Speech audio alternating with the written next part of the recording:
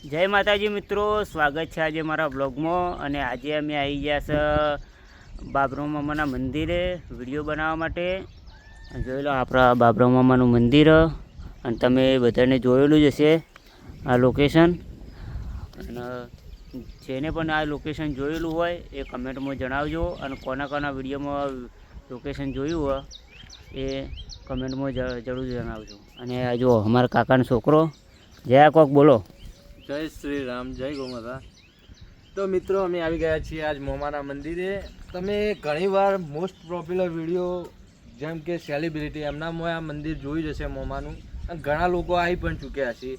અને કોના વિડીયોમાં અને કોણ કોણ આવી ચૂક્યું છે એ કોમેન્ટ કરવાનું ભૂલતા નહીં। અને બને એટલો ભાઈના વિડીયોમાં સપોર્ટ કરજો, લાઈક શેર ને સબસ્ક્રાઈબ કરવાનું તો ભૂલતા જ નહીં ભાઈને।